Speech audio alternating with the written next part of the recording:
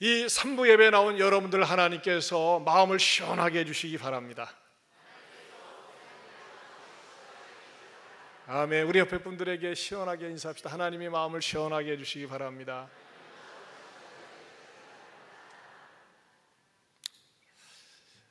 모세는 다른 사람들과는 달리 애굽 바로 궁궐에서 40년 동안 거의 완벽한 교육을 받았습니다. 그 완벽한 교육은 뭐로 나타났습니까? 말과 하는 행동들이 능하다 그랬습니다. 모세는 어떻게 보면 진골 출신입니다. 그런데 모세의 생각과 의식 속에서는 내가 말이지 이렇게 물속에서 구출을 받아가지고 모세가 되었으니까 나도 좀 호의호식하면서 떵떵거리면서 내 권력을 휘두르면서 내 멋대로 마음대로 살아야 되겠다, 그런 마음이 전혀 없었습니다.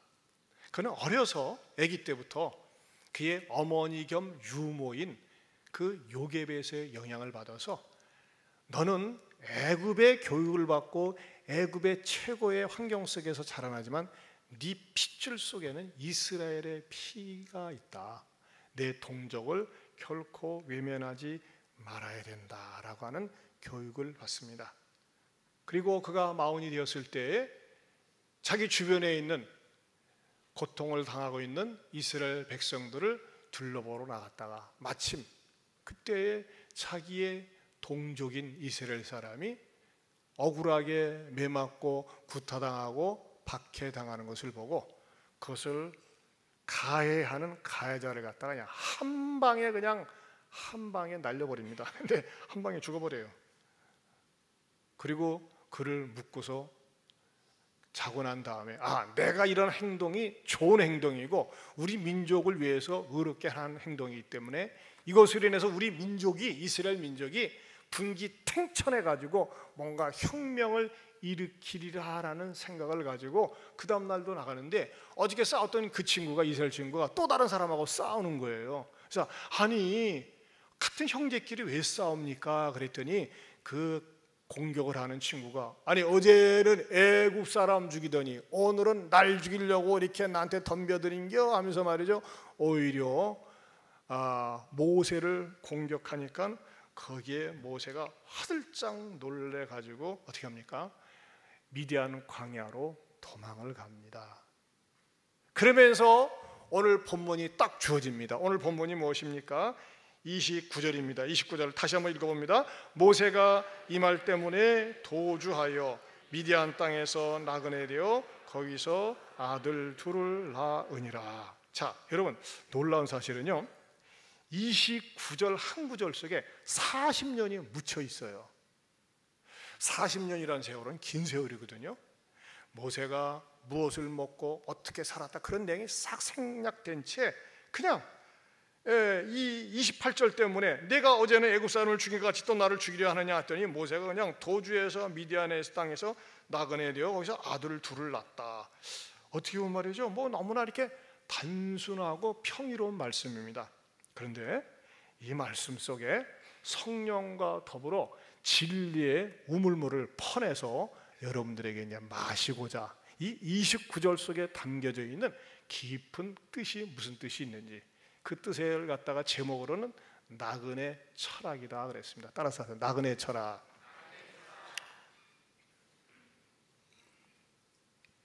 이 말씀이 어떻게 해서 유추해서 나오게 되었는지 이제 여러분에게 제가 증거하겠습니다. 자, 이 본문 속에, 이 한 구절 속에 첫 번째 우리에게 주시는 진리는 모세는 일단 도주자가 된다는 것입니다. 도주자. 우리 본문에 나와 있죠. 29절 상반절에는 모세가 이 말 때문에 뭐하여?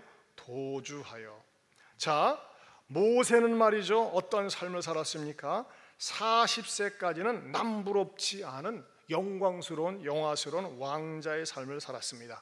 그리고 이제 40세가 딱 되니까는 내 백성을 돌아봐야지라고 하는 의욕심을 가지고 나갔습니다. 그런데 자기 민족을 괴롭히는 그 애굽 사람을 보고 한 방에 날려서 죽여서 묻어버렸습니다. 그런데 이것은 뭐였습니까? 모세의 결정적인 실수였습니다. 모세도 한마디로 살인을 한 겁니다. 비록 박해를 하는 애굽 사람이지만 잘못된 것은 잘못된 것입니다. 왜 그런 실수를 저질렀어요? 순간의 혈기입니다. 순간의 방심입니다. 너무나 자신만만했습니다. 여러분, 이 더운 때 말이죠, 잘 나가다가 우리 사람들 가운데 감정이 갑자기 으악 하면서 말이죠, 그래서 살인 저지르고 그러잖아요. 원래 죽이려고 했던 건 아닌데 자기 통제를 하지 못해서 그러지 않습니까?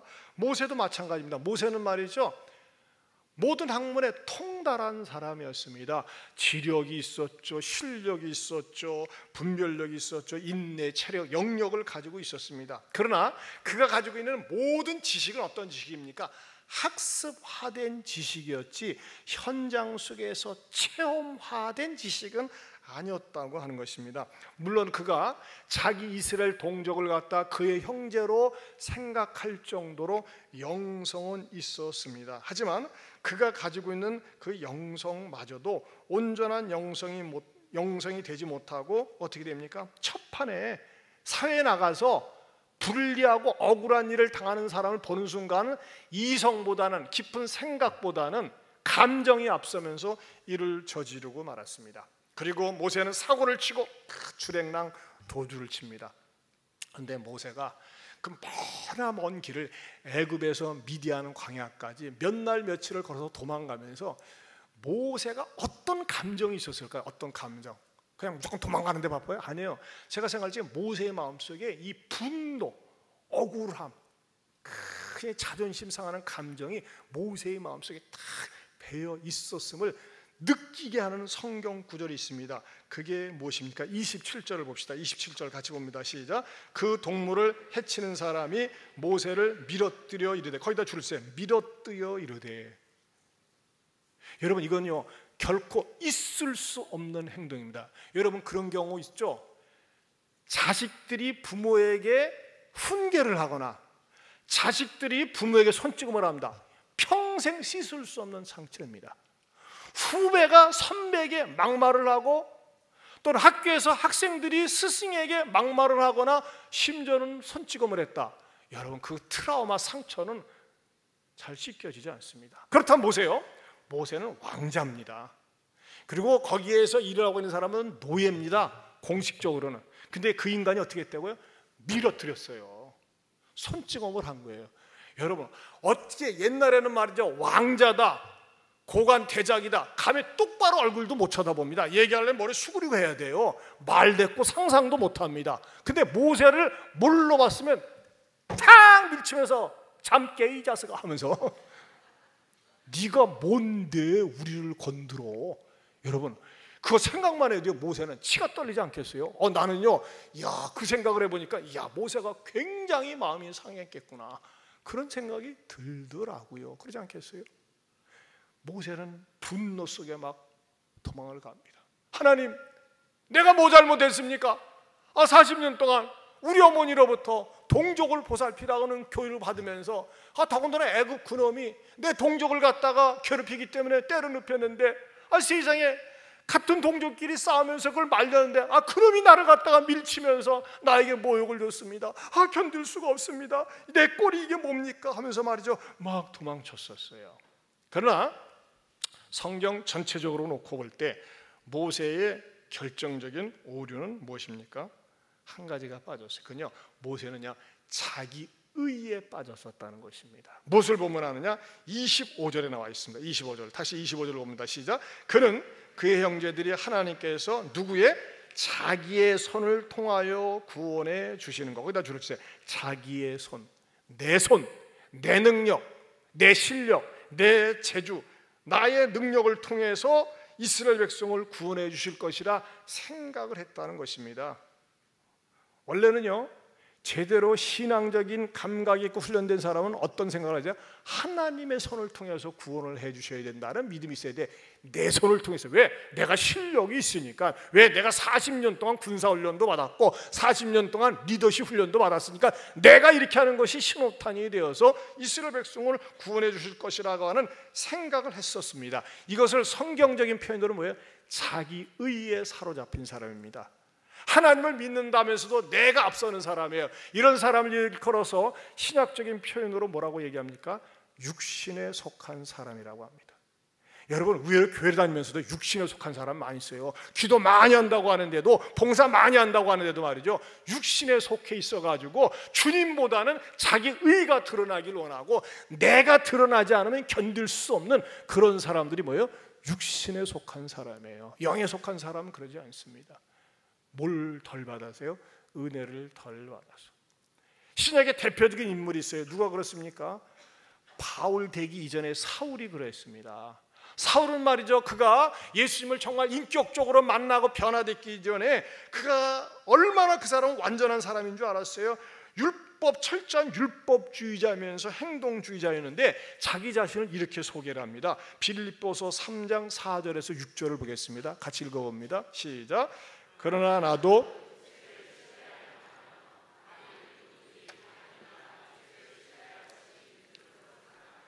나는 더욱 그러하리니 나는 8일 만에 할례를 받고 이스라엘 족속이요 베냐민 지파요 11인 중에 히브리인이요 율법으로는 바리새인이요 열심으로는 교회를 박해하고 율법의 의로는 흠이 없는 자라. 여러분, 어떻게 자기를 소개하는데 율법의 의로는 흠이 없다 얘기합니까? 립서비스라도 나는 좀 부족하지요 해야 되는데 자기 스스로가 율법으로는 흠이 없다 그랬어요. 여러분, 이거 하셔야 돼요. 완전주의자들 위험합니다. 완벽주의자들이 있어요.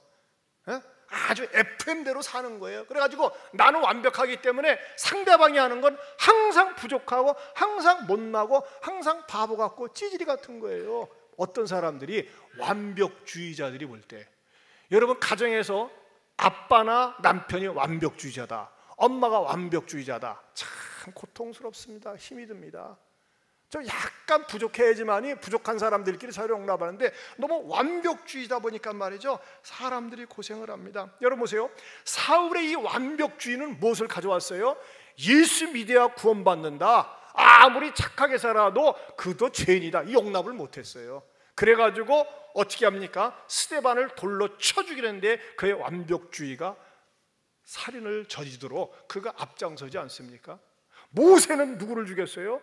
그의 완벽주의가 좀 실수를 해가지고 이스라엘 사람을 괴롭히는 또 다른 애굽인을 쳐 죽이지 않았습니까? 여러분, 완벽주의자는 남을 죽이기 쉽습니다. 정말 조심해야 돼요. 나는 성품이 완벽해, 피곤합니다. 피곤해. 완벽주의자 되지 마세요. 나는 부족해요. 옆 사람하고 얘기합시다. 나는 부족해요. 좀 덜 떨어졌어요. 치근히 여겨요. 치근히. 나는 바보예요. 바보가 무슨 뜻이라고 그랬어요? 바라볼수록 보고 싶은 사람. 여러분 가정에서도요, 좀 모자라고 좀 부족하면요 부모가 더 애정이 가는 거예요. 근데 너무 똑똑해봐요. 징그럽다니까는. 징그러워요. 근데 이 너무 완벽주의자들은 어떻습니까? 실수를 저지른다는 거예요. 제가 아는 어느 집사님이 계시는데 아버님이 80세세요. 근데 이제 예수님을 믿는데, 나 그런 분 처음, 80이 넘었는데 지금도 영어 학원을, 영어를 공부하고 영어를 하고 중국어를 공부하고 그런데요. 그 지금도 일을 하시고. 근데 이 어르신이 예수를 믿어요. 예수를 믿는데 얼마나 어려운지 그 아들들 셋이 전부 다 어떤 분야에 있어서 박사들이에요. 박사들만 모였어. 근데 그 박사 아들들도 아버님 앞에 가면 꼭 무릎을 꿇고 앉아야 된대. 얼마나 아버님이 뭐라고 하면 노라고 해본 적이 없대요. 항상 그렇게 어려워요. 지금도 그렇게 사는 분들이 있더라고요. 근데 감사한 것은 아버님이 예수를 믿는다는 거예요. 근데 예수를 믿는데 문제가 있어요. 뭐가 문제가 있느냐? 성경의 가르침대로 안 믿는 거예요. 어느 때 문제가 드러나느냐? 추석 때, 설 때, 명절이 되면요 꼭 제사상을 차리라고 그러고 제사를 지내야 된대요. 아버님, 제사 지내는 거 하나님이 원치 않습니다. 아니다, 나는 우리 조상님들 무시할 수가 없다. 하나님을 믿으려면 제대로, 안수집사래요. 제대로 믿어야 됩니다. 근데 어떻게 안수집사가 됐는지 나는 그것이 알고 싶다. 꼭 문제가 있는 거예요. 이전에 얘기했지만 명예가 되는지 뭐가 되는지. 아무튼 그런데 말이죠, 교회 생활도 열심히 하는데 그 양보를 안 하는데, 그래서 목사님, 그 집사님이 저한테 상담을 하길래 전주에 있는 어느 목사님인데 제가 그 목사님하고 인간관계가 있어. 목사님, 그 교회에 어느 집사님 계시죠? 계십니다. 그 어르신 좀 개인적으로 좀 잘 돌봐주시고 좀 지도해 주세요. 그렇게 했어요. 근데 뭐냐면 이 어르신은 뭐냐면 자기 식대로 믿는 거야. 성경에서 있는 건 성경 이야기고 나는 내 얘기야. 난 내 식대로 믿고 싶어. 여러분, 내 식대로 믿는 거가 뭐예요? 하나님을 제대로 믿는 게 아니에요. 여러분, 우리가 하나님 앞에 나와서 예배들을 드리려고 할 때는요, 하나님을 하나님답게 모시고 하나님을 공경해야 됩니다. 아멘입니까? 하나님은 창조주십니다. 나는 피조물입니다. 나는 연약한 존재입니다. 하나님의 은혜가 아니면 살 수가 없습니다. 여러분, 찬송이라는 행위는 뭔지 아세요? 찬송은 호산나만 딱 나와가지고 불러 제끼고 말이죠. 그게 아니에요. 호산나 찬양대원들이 찬양을 할 때 여러분과 더불어서 하나님을 찬양하는 거예요. 찬양이라는 행위는 뭐예요? Praise the Lord, 주님을 높이는 거예요. 주님을 칭찬하는 거예요. 근데 어떤 분들은요, 내가 왜 이 얘기를 했냐, 제가 쫙 관찰하면요, 어떤 분들은 처음부터 끝까지 입을 다물고 있어. 내가 저분이 입에 무슨 질병이 있나, 혀암이 생기면 말을 못해요. 혀암. 네?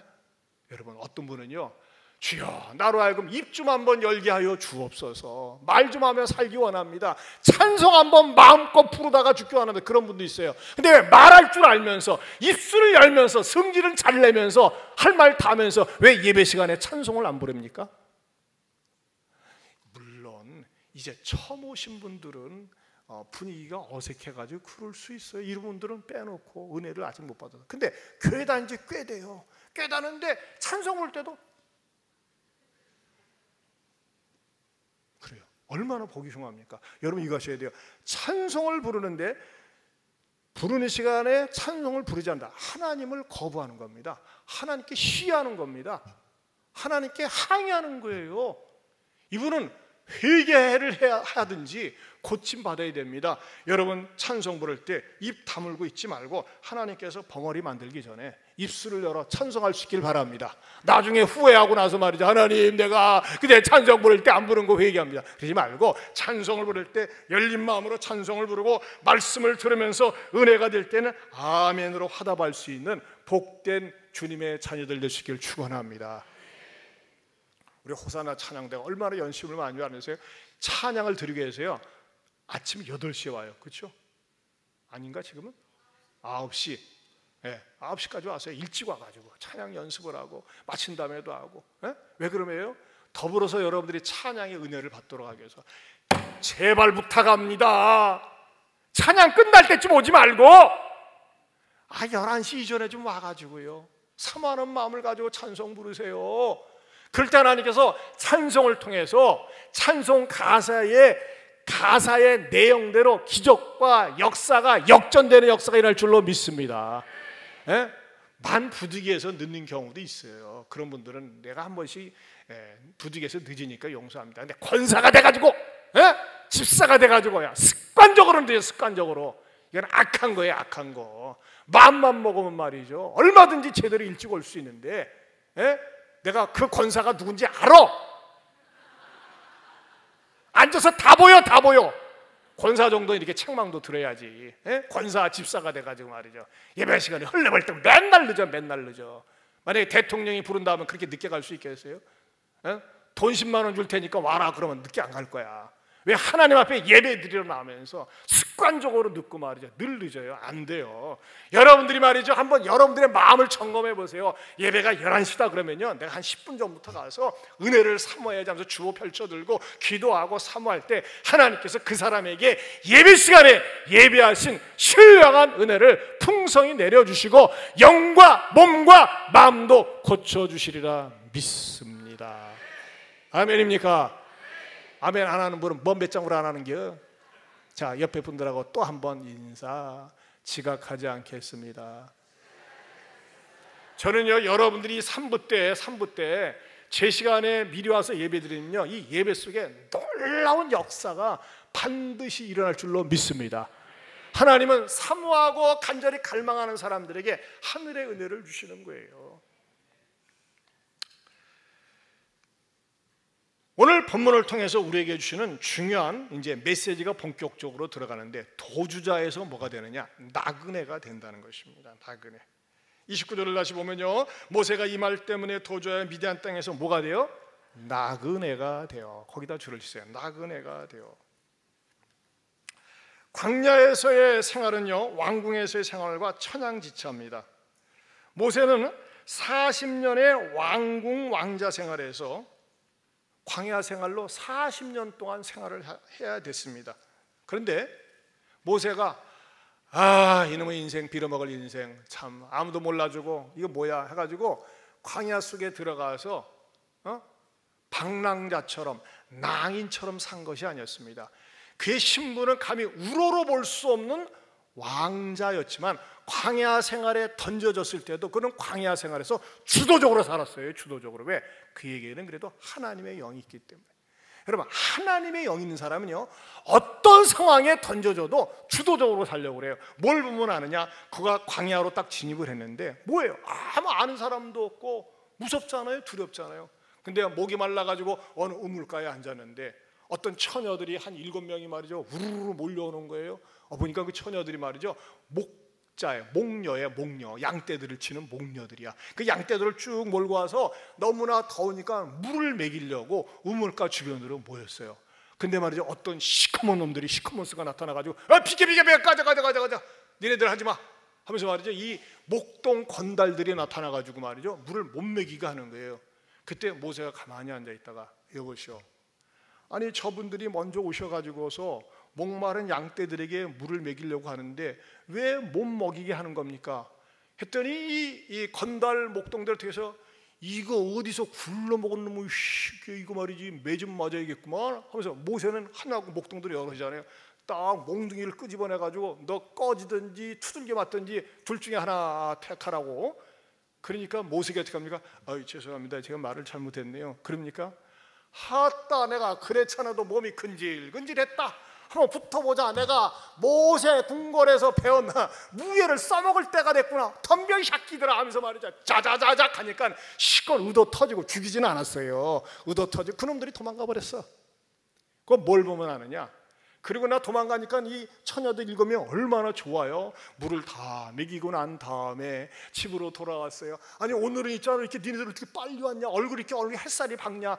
실은 말이죠, 건달들이 우리를 건드리려고 했는데 어떤 낯선 나그네가 나타나가지고서 말이죠, 그놈들을 그냥 뭐 기가 막힌 합기도 태권도 뭐야 해가지고서 자자자자 없애버린 다음에 우리에게 이렇게 물을 먹여줘서 빨리 왔습니다. 근데 그 나그네는 어떻게 된 거냐? 우리랑 상관없으니까 뭐 그냥 내버려뒀죠. 야, 그러는 것 아니다, 빨리 모셔와라. 딱 보니까 뭐예요? 그 사람의 딱 7딸들의 아버지 이름이 이두로인데 딱 마음에 들어. 어떻게 자네 결혼했는가? 장가는요, 저는 그냥 아무것도 아닙니다. 그래? 우리 집에서 살아 하면서 말이야, 맏딸 10보라를 갖다가 아내를 주고 거기서 처가살이가 시작됩니다. 거기서 장가를 가게 되는 거예요. 자, 그런데 이 모세가 처가살이 나그네 생활을 하면서 잘 먹고 백수였었는데 거기서 맏딸을 만나가지고 잘 먹고 잘 살았더라, 이게 아니에요. 이게 중요한 건 뭐예요? 그의 나그네 생활 40년을 통해서 삼고 인생을 배운다는 것입니다. 나그네 광야 생활을 통해서 배운 삼고 인생, 이게 오늘의 메시지의 핵심 포인트입니다. 무엇을 배웠을까요? 첫째는 고독을 배웁니다. 고독. 모세는 왕궁에서 수없이 많은 사람들의 속에 휩싸여 있으면서 사랑과 인정을 받았습니다. 모든 학문을 통달했습니다. 항상 모세가 지나갈 때마다 머리를 수그리고 왕자님 하면서 존경하는 태도로 왔습니다. 근데 모세는 말이죠, 지금은 광야에서 아무리 둘러와도 자기에게 머리 수그린 사람도 없고 만날 사람도 없습니다. 가족밖에 없습니다. 그리고 양떼들밖에 없습니다. 허벌판의 광야입니다.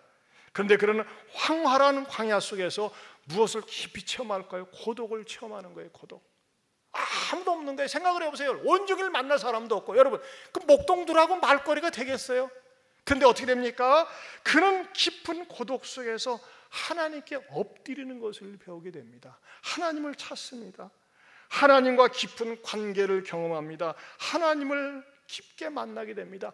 그 고독한 광야 생활을 통해서 하나님과 영적인 깊은 교제를 나누니까 어떻게 됩니까? 나중에 이스라엘 백성들을 광야 속에서 40년 동안 이끌면서 그의 영적인 능력을 가지고 위기에 만날 때마다 하나님 앞에 기도하면서 응답을 받고 하늘의 만나와 메추라기를 공급시킵니다. 또 십계명과 율법을 받을 때에 자그마치 말이죠, 40일씩 2번 80일 동안 금식하면서 하나님과 독대하는 시간을 갖습니다.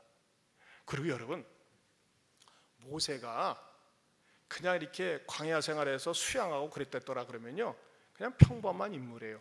하나님과 깊은 교제를 통해서 하나님이 계시를 주셔가지고 창세기, 출애굽기, 레위기, 민수기, 신명기, 성경을 기록하는 저자가 된다는 겁니다. 모세가 고독 속에서 하나님을 만나면서 우리 평범한 사람들이 결코 발견하거나 들을 수 없는 놀라운 진리를 우리들에게 전해줍니다. 자, 시편 90편을 보겠습니다. 시편 90편. 이건 스크린 뜨지 않습니다. 내가 일부러 뜨지 못하게 다 해놨어요. 자, 어디에 나와 있느냐? 어디에? 성경을 못 찾는 분들은 맨 앞에서부터 찾아 종일 걸려도 못 갑니다. 869페이지입니다. 869페이지. 자, 손을 움직이세요. 빨리 움직이세요. 시편 90편.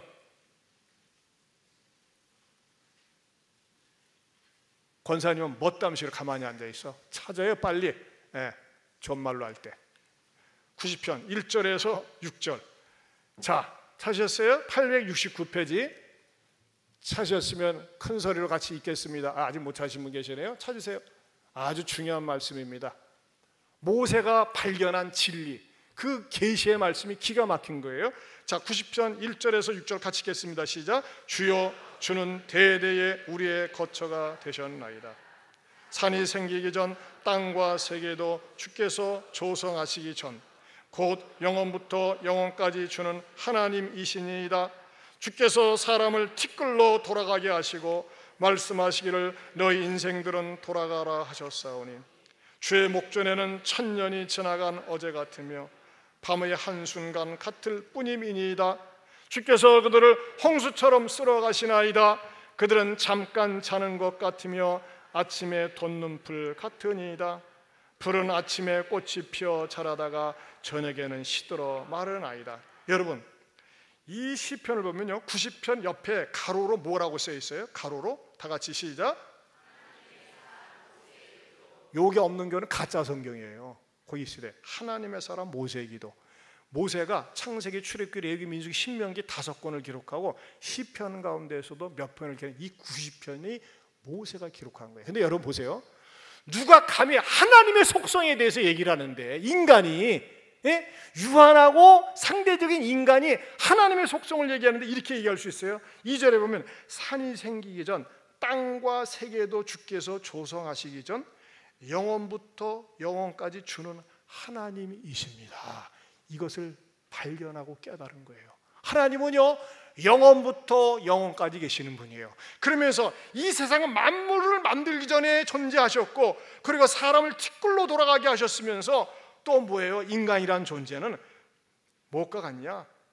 한 경점 같다, 한 순간 같을 뿐이다. 이렇게 이것을 딱 파악을 한 겁니다. 이게 뭐예요? 모세의 영성을 통해서 나왔어요. 모세의 영성은 어떻게 나왔어요? 그가 처해진 상황이 고독하고 아무도 없었지만 40년 동안 하나님과의 깊은 기도 속에서, 관계 속에서 이것을 깨달은 겁니다. 사랑하는 성도 여러분, 사람들은 고독을 싫어합니다. 항상 어울리고 항상 만나고 낄낄대고 재밌게 노는 거, 그거 잘못된 것 아닙니다. 하지만요, 나의 삶의 상황이 나를 외롭게 만들 수가 있어요. 고독하게 만들 수 있어요. 여러분, 그때는요 하나님과 더 가까워지는 시간입니다. 내가 즐겁고 행복할 때 만나지 못했던 그 하나님을 만날 수가 있어요. 휴가철을 맞아서 들로 산으로 가가지고 계곡에 가서 닭도 잡아먹고 또 삼겹살 파티도 하고 즐겁고 재미있어요. 말만 들어도 침이 돌아가죠. 그거 잘못된 건 아니에요. 하지만 여러분, 아무도 없는 산속에서 새소리, 물소리를 들으며 혹시 하나님의 임재, 풀잎 하나에서도 나뭇잎 하나에서도 벌레 소리에서도 혹시 하나님의 작품을 느낄 수 있습니까? 영성이 있는 겁니다. 여러분, 때로는 인생을 살면서 사람들이 나를 외면할 때가 있어요. 나를 왕따 시킬 때가 있어요. 외로워요, 고독해요. 왕따. 여러분, 왕따라는 말을 너무 싫어하지 마세요. 왕따라는 게 무슨 뜻이 있는 줄 아세요? 왕으로 따로 구분시켜놓은 게 왕따야. 우리 심지사님 아멘이네. 그렇죠? 왕으로 따로 구분시켜놓은, 왕은 아무나 함부로 접근하지 못하잖아요. 왕은 아련을 해야 돼요. 여러분, 하나님께서 나의 삶이 어떤 물질적인 것이 사람이 나를 갖다가 사람 싫어하게 만들어요. 인간들 싫어. 그럴 때 말이죠, 하나님을 찾아서 하나님 앞에, 하나님, 나는 하나님의 은혜가 필요합니다 하면서 하나님과 독대하는 시간을 가져보세요. 그거는요, 맛을 봐야 맛을 압니다. 저도 말이죠, 토요일날 같은 게, 물론 우리가 공동체 속에서 같이 기도할 때 주시는 은혜도 있지만은, 저는 이때가 너무 짜릿해요. 토요일날 새벽 기도가 공식적으로 없잖아요. 아무도 없는 시간에 새벽 기도 혼자 나와서 하나님께 1시간 동안 간절히 하나님의 사랑을 고백하고 느끼며 기도하는 그 시간, 또는 토요일날 저녁 때 아무도 없는 이 본당에서 혼자 하나님 앞에 간절히 1시간 동안 기도하고 교제할 때 하나님이 주시는 평화로다 하늘 위에서 내려오네 하나님의 임재와 평강을 맛볼 때 그 느끼는 행복감은요, 어디에서 맛보고 경험할 수 없는 것입니다. 여러분, 그리스도인들은요, 영성이 있어야 됩니다. 어떤 영성입니까? 세상에 물질이나 남편이나 아내나 아들이나 부모나 그 어떤 것으로부터 줄 수 없는 그 영성, 그게 뭡니까? 하나님과 깊은 교제 속에서 맛봅니다. 그 교제는 어느 때 옵니까? 모든 것을 차단하고 하나님 앞에 혼자 나갈 때 하나님께서 주신다고 하는 것입니다. 그렇기 때문에 여러분들이 때로는 왕따를 당합니까? 사람들이 여러분들을 외면합니까? 병들었다고, 돈이 없다고, 외모가 별일이라고 무시합니까? 여러분, 그럴 때일수록 하나님 앞에 나가서 하나님 앞에 은혜를 구할 때 고요하게 들리는 주님의 음성을 체험할 수 있습니다. 그런 사람은요, 신앙의 맛을 알아요. 우리 이 찬양 한번 같이 불렀으면 좋겠어요. 아침 안개 눈앞 가리듯. 우리 악기팀도 나와서 반주해 주세요.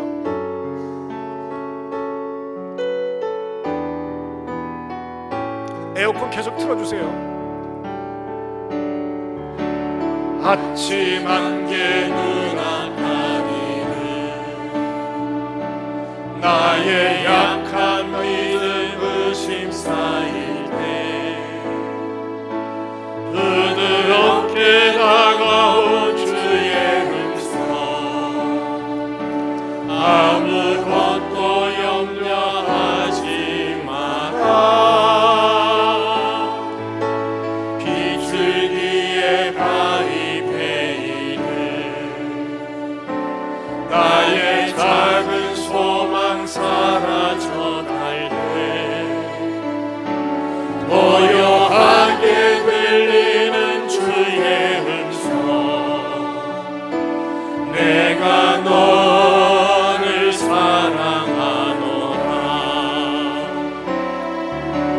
외로움과 방황 속에서 주님 앞에 나아갈 때에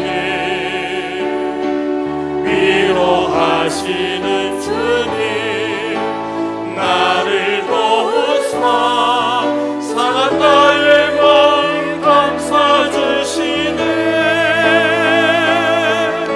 십자가의 보혈로서 주의 주신 사랑 알게 하셨네 주님께 감사하리라 언제나 주님께 감사해. 그렇습니다, 여러분. 아침 안개 눈앞 가리던 나의 약한 믿음이 자꾸 의심이 쌓이는 거예요. 왜 하나님 안 도와주세요? 왜 하나님 안 풀어주세요? 왜 하나님 해결해 주지 않으세요? 하면서 말이죠, 의심 쌓일 때 주님 앞에 나가서 여러분에게 눈물을 흘리고 간구하고 탄식할 때 세상 어디에서 맛보지 못하는 하늘의 평강이 있고 확신이 주어지고 담대함이 주어질 줄로 믿습니다. 여러분, 고독 나쁜 거 아니에요. 남편이 있는데도 고독해. 아내가 있어도, 자식들이 있어도 고독해요. 여러분, 그때는요, 하나님의 보좌 앞에 나가보세요. 그럼 하나님께서 여러분을 위로해 주시고 나는 너를 버리지 않아, 나는 너를 사랑해, 그것으로 말씀하여 주시고 확신을 주시리라 믿습니다. 두 번째는 무엇을 배우느냐? 고생을 배운다는 겁니다. 고생. 고생이 뭡니까? 사는 게 힘든 거예요. 여러분, 모세는 바로의 왕궁에서는요 그냥 말만 하면 돼. 아니 말 안 해도 말이죠, 하인 하녀들이 얼마나 눈치가 빠꾸미겠어요. 우리 왕자님이 뭘 필요로 하는지, 뭘 원하시는지 그냥 다다다닥 말이죠, 그냥 오토매틱으로 뒷바라지하는 거 아니겠습니까? 그러나 이 왕자 주신 모세가 광야에 던져지니까 뭐예요? 누구보다 일찍 일어나야 돼요. 여러분, 소, 양 그런 거 키워본 사람 부지런하지 않으면 안 돼요. 일어나가지고 양떼들을 끌고 나가야죠. 또 목처지를 찾아다녀야죠. 물을 먹여야죠. 여러분, 저도 옛날에 그 염소 그런 거 키워본 적이 있는데 그 이 양떼 염소 그런 키우는 사람은 짐승 냄새가 많이 나요. 털 씻겨줘야죠. 팔이나 모기 때 쫓아내야죠. 얼마나 힘들겠어요. 자기가 생전해보지 않은 생을 사는 거예요. 뭐? 고생. 근데 여러분, 고생은 우리 인간에게 있어서 결코 나쁜 게 아닙니다.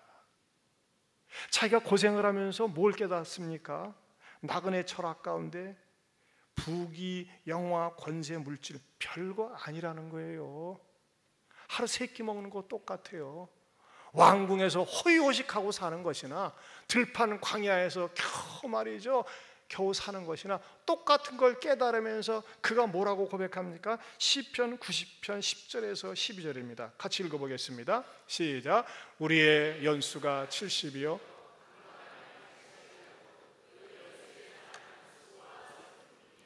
신속기간이 우리가 날아가나이다. 누가 주의 노여움의 능력을 알며 누가 주의 진노의 두려움을 알리까?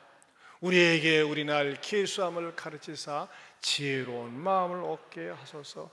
이걸 깨달은 거예요. 우리의 연수 아무리 자랑해도 기껏해야 70, 또 강건해 80이다. 저는 이렇게 말하는 벌써 120까지 살았으니까는 결국 뭡니까? 인간이라는 거 별거 아니라고 하는 것입니다. 여러분, 어느 때 사람이 성숙합니까? 내가 의지했었던 물질, 권력, 명예 별거 아니라고 하는 거 깨달을 때 사람이 되는 거예요. 깨닫지 못할 때면 어떻게 됩니까? 허무해져요. 허무해지면서 신앙이 없을 때 자살을 해요. 저는 제가 우리 김자옥 권사님한테 직접 들었어요. 김자옥 권사님 되게 이쁘거든요. 근데 언니는 더 이뻤대. 근데 언니는요 부산에서 살면서 자살을 했어요. 예수님을 만나지 못했을 때. 자, 부족한 게 없었어요. 그렇게 이쁘지, 남편 잘해주지, 뭐 그냥 부러운 게 없었어요. 자기 올적에 자기는 언니의 뭐 절반도 못 된대. 김여옥 권사도 굉장히 이쁜데 어느 정도 이쁜지 내가 모르겠어요. 하지만은요, 그 언니가 그렇게 잘생겼어도, 남편이 사업가라 잘 살았어도 뭐예요? 허무하니까, 허무한 감정이 계속 찾아오니까 그냥 자살하고 말았어요. 여러분, 그래요. 우리 인생이라는 게 물질도 명예도 미모도 건강도 잘 나가던 것도 헛되고 헛되 아무것도 아니하면 뭐예요? 허무주의가 찾아오면서 자살을 해요. 그러나 그 허무주의 속에서 발견을 해야 됩니다. 인생은 왜 고생을 하는가? 왜 고난을 당하는가? 이것을 깨닫게 되면 그 다음에 그 사람에게 찾아오는 사람의 축복이 있어요. 그게 뭡니까? 세 번째로 고상함을 배운다는 것입니다. 고상함. 고상함이 뭡니까? 다듬어진 인격입니다. 품위가 있고 수준이 있습니다. 여러분, 우리 주변에 그런 사람이 있어요. 저 친구 돈 많은데 교만해. 뭐 좋은 대학 나는데 이렇게 싸가지가 없나 몰라. 그런 사람 많이 있어요. 아이고, 얼굴은 그럴듯하게 생겼는데 얼굴값도 못하네. 이런 말을 듣는 게 뭐예요? 사람이 되지 않은 거예요. 사람이 고상해져야 됩니다. 여러분, 고상하면 어떻게 주어집니까? 독서를 통해서, 책을 통해서 되지 않습니다. 쓰디쓴 인생의 광야 체험을 할 때 다듬어집니다. 모세는요, 고생을 통해서, 모세는 고독을 통해서, 고난을 통해서 다듬어지고 연단되어진 다음에 뭐라고 평가를 받습니까? 성경에서 모세처럼 온 지면에 온유한 자가 없더라, 그렇게 평가를 받습니다. 여러분, 사람이 다듬어지면요 유명해질수록 겸손합니다. 돈만 있을수록 말이죠 겸손해져요. 왜? 다듬어졌기 때문에. 그러면서 누구가 드러납니까? 아닙니다. 내가 이렇게 된 거, 내가 잘나고 내가 똑똑하고 내가 많이 배워서 된 것 아닙니다. 하나님의 은혜입니다. 하나님이 도와주셔서 그렇습니다. 그렇게 고백이 저절로 나와요. 자, 중요한 것은요, 오늘 29절 속에 담겨져 있는 그 스쳐 지나가면서도 담겨져 있는 나그네 철학을 이렇게 보여주고 있습니다. 다시 한번 보겠습니다. 29절을 봅니다. 시작. 모세가 이 말 때문에 도주하여 미디안 땅에서 나그네 되어 거기서 아들 둘을 낳으니라. 거기다 줄을 치세요. 아들 둘을 낳으니라. 그냥 평범한 말씀 같죠? 여기에는 의미가 담겨져 있어요. 자, 모세는요 광야 생활을 하면서 아들을 낳는데, 이스라엘 사람들은요 자녀들의 이름을 지을 때 그 이름 속에 반드시 의미가 주어져 있습니다. 그리고 의미를 상기시키는 거예요. 큰아들을 낳으면서 이름을 뭐라고 지었느냐? 게르솜이라고 그랬어요. 게르솜. 인생은 나그네야, 나그네. 둘째 아들을 낳으면서 뭐라고 그랬어요? 하나님이 나를 도우셨다. 따라서 합시다. 내가 이름을 부르면 여러분들이 의미를 이야기하세요. 게르솜, 엘리에셀. 이전에는 내가 똑똑하고 내가 잘나서 내가 능력이 있어서 내 손으로 모든 것이 되는 줄 알았는데 아니에요. 하나님이 나를 도와주셔야 돼요. 하나님이 나를 도우셨다. 이것이 모세가 광야 생활을 통해서 터득한 나그네 철학이었어요. 인생은 나그네야. 왕궁에서 40년 살 때나 광야에서 40년 살 때 나그네야. 그러면서 80이 되어서 새로운 인생을 출발합니다. 그러면서 그의 의식 속에 항상 떠나지 않는 것이 있습니다. 뭡니까? 하나님이 도와주셔야지만이 돼. 제가 성경을 묵상하는 가운데 사진을 한 판 찍었어요. 그냥 제 상상 속에 찍은 겁니다. 상상은 자유로운 거니까는. 모세의 이 카톡 사진을 봤더니 말이죠, 프로필 사진에 한쪽에는 맏아들을 앉혀놓고 두 번째는 둘째 아들을 앉혀놨어요. 그러면서 말이죠, 게르솜, 엘리에셀. 무엇을 의미합니까? 당신도 기억하십시오, 나그네임을. 당신 잊지 마세요. 하나님은 도우심이 없으면 살 수 없다는 사실, 그것을 보여준다고 생각이 됩니다. 사랑하는 성도 여러분, 우리 인생을 나그네와 같다고 합니다. 여러분, 나그네도 두 부류가 있습니다. 어디서 와서 어디로 가는지 모르기 때문에 방랑인으로 삽니다. 방랑인, 방탕하게 삽니다. 눈에 보이는 대로 삽니다. 정욕에 끌려서 삽니다. 내 멋대로 삽니다. 그것이 방랑 인생입니다. 순례자가 있습니다. 순례자. 순례자는 목적지가 분명합니다. 모세는 순례자로 살았습니다. 돌아갈 내 고향 하늘나라. 그래서 자기 백성들을 이끌 사명감을 가지고 다시 이스라엘 백성들에게 들어갑니다. 사랑하는 성도 여러분, 저와 여러분들이 이 여름을 지내면서 인생은 허무하다고 낙심하고 입술로 죄짓는 것이 아니라, 하나님은 나에게 목적이 있어서 이 땅에 나를 보내주셨으며, 내가 비록 지금 고생을 하지만, 고독하지만, 고난을 겪지만 하나님께서 나를 다듬어서 연단시킨 다음에 분명한 선한 목적을 가지고 이 세상에 보내셨다고 하는 순례자로서 살 수 있기를 바랍니다. 기도하겠습니다. 하나님 아버지, 감사합니다. 나그네와 같은 인생길입니다. 그러나 시간 낭비, 물질 낭비, 정력을 낭비하면서 사는 방랑자, 낭인의 생활이 되지 말게 하여 주시고, 하나님께서 나를 이 땅에 보내신 그 목적을 분명히 깨닫고 순례자로서 하나님이 나로 하여금 때로는 고생하게 하시고 때로는 고난을 허락하시고 고독하게 하시지만, 이것을 통해서 하나님께 더욱더 가까이 나가는 주님 닮은 고생한 주님의 일꾼들이 되게 하여 주시옵소서. 예수님 이름으로 기도하옵나이다. 아멘. 와, 우리 이환진 형제가 말이죠, 이 공수부대에서 계속 데리고 오네요. 공수부대가 난리가 나겠어요. 이 진리로 무장하면 됩니다. 또 오늘도 우리 같은 그 공수부대 우리 형제를 데리고 온 것 같아요. 우리 이환진 성도가 인도했어요. 김준환 씨 어디 계세요? 준환 씨? 네, 왜 앞에 계시는구나. 네, 박수로 환영합니다. 고맙습니다. 감사합니다. 잘 오셨어요. 잘 오셨어요. 우리 아까 부른 찬양 다시 한번 부르십시다. 예배 마친 다음에 꼭 기념사진 찍고 이렇게 가세요. 네, 그때 빨리 나오셔요. 그냥 찬양 부를 때는 일어서서 아침 안개 눈앞가리니 나의 약한 믿음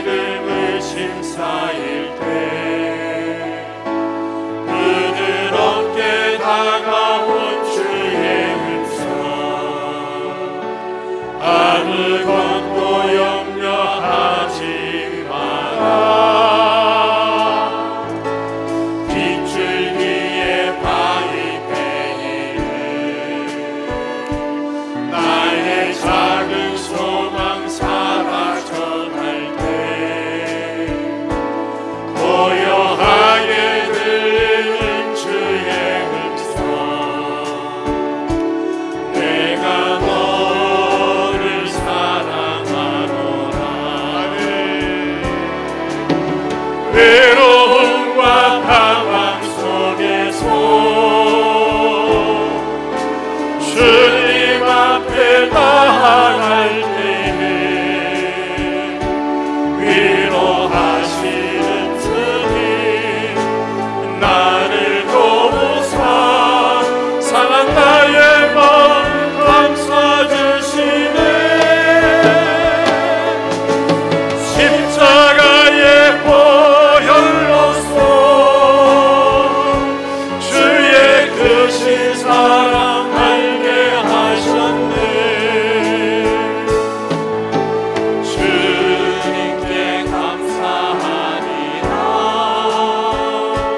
언제나 주님께 감사하리라. 우리 다시 한번 아침 함께 눈 아까리는 아침 함께 눈 아까리는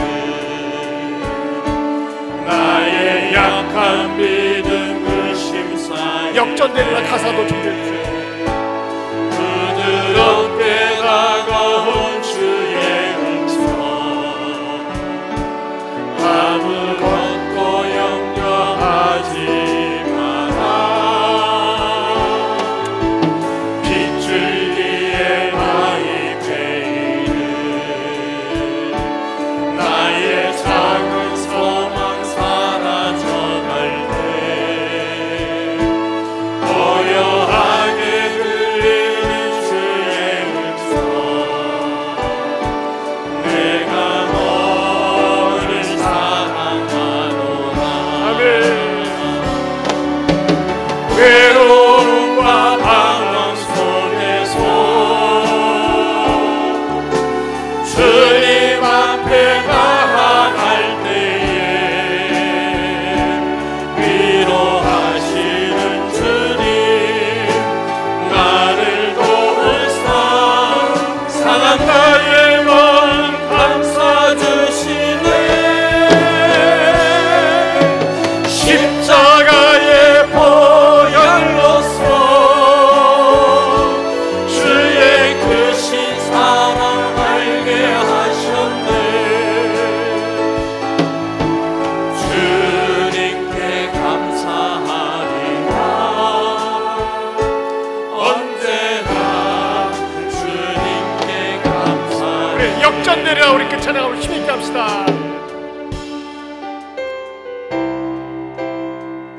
여러분, 상황이 불리해도 입술을 지키세요.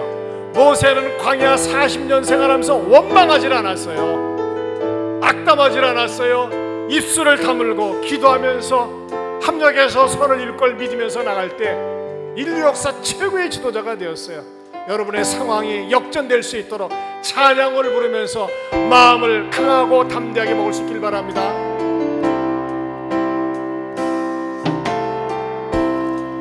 기도를 멈추지 마라.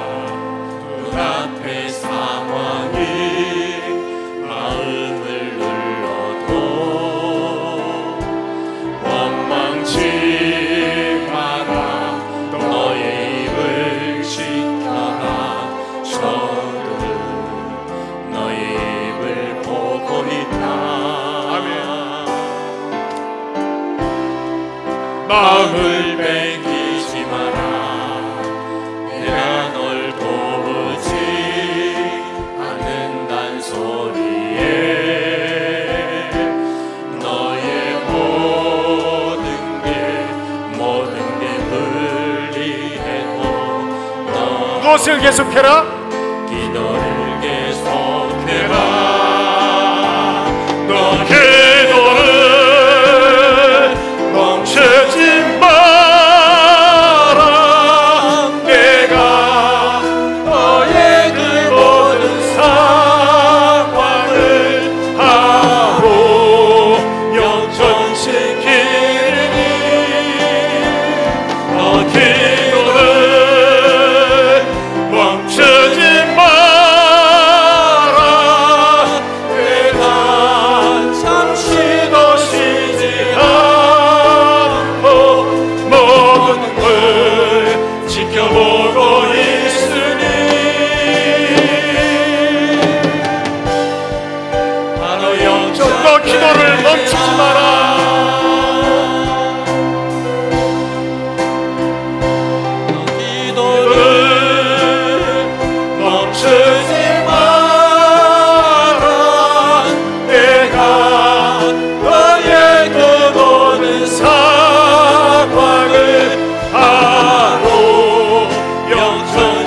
이르니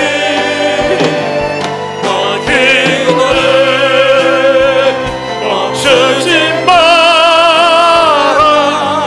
내 항상 쉬고 쉬지 않고 모든 걸 지켜보고 있으니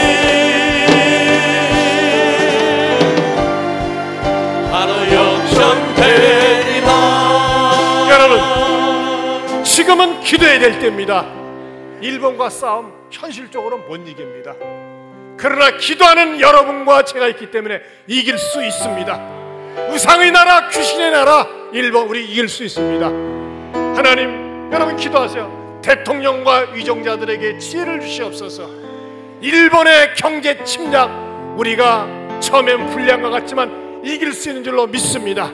역전될 수 있는 줄로 믿습니다. 나라를 위해서 기도해야 됩니다. 나라를 위해서. 조국이 있어야지 내가 있습니다. 북한 저 김정은 정권 무너지게 하여 주옵소서. 공산주의가 무너질지어다. 여러분 자신을 위해서 기도하세요. 여러분의 상황이 불리해도 억울해도 낙심하지 말게 하시고, 여러분이 광야 생애를 걸어도 낙심하지 말고 하나님 앞에 더욱더 나갈 때 역전시켜 주시리라 믿습니다. 우리 조국을 위해서, 여러분 자신을 위해서 주여 삼창하고 간절히 기도합니다. 주여 주여 주여. 아버지요 아버지요, 우리 조국을 지켜주시옵소서. 일본이 경제 침략을 하고 경제 침공을 합니다. 당장 우리의 실력으로 이길 수 없습니다. 그러나 저 귀신의 나라, 우상의 나라 우리가 이길 수 있음을 믿습니다. 주여 도와주옵소서. 대통령과 위정자들에게 지혜를 주시고 온 국민이 하나가 되게 하여 주시옵소서. 하나님 아버지, 우리가 근건전해가면서 이루시옵소서. 북한의 저 김정은 정권은 무너질지어다. 공산주의는 무너질지어다. 하나님 아버지 도와주시옵소서. 우리 성도들에게 저희는 어린데 하나님 헤아리시고 도와주시옵소서. 아버지, 우리의 생활이 광야생 아무런 도움도 구하지 않도록 하나님 앞에서 은혜와 도움을 넘어서 승리할 수 있도록 아버지 도와주시옵소서.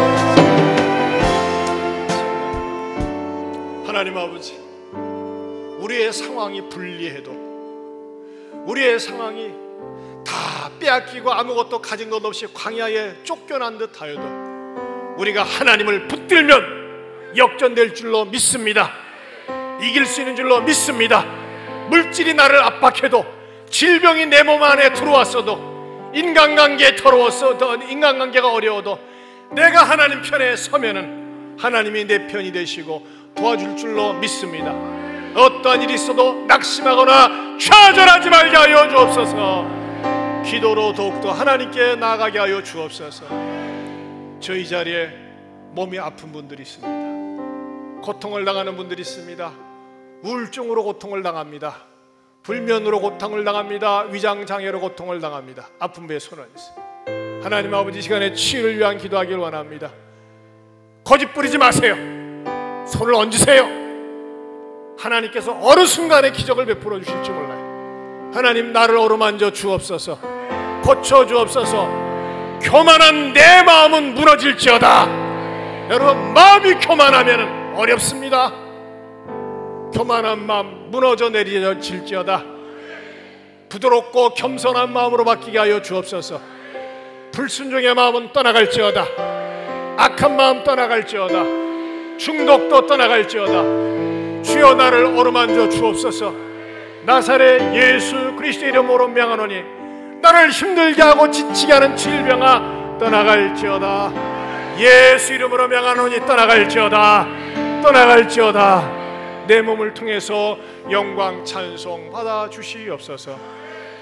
이제는 우리 주 예수 그리스도의 은혜와 하나님 아버지의 변함이 없는 사랑과 성령님의 감화감동 교통하심의 은혜가 비록 광야와 같은 상황에 내몰렸다 할지라도 광야 체험을 통해 고생하고 고독스럽지만 더욱더 주님 닮은 고상한 인격이 되고, 연단되은 다음에 주님 앞에 쓰임받을 순례자로서 사명자로서 쓰임받을 확신을 가지고 일어서고 새롭게 출발하는 모든 성도들 위해 영원토록 함께 있을지어다. 아멘.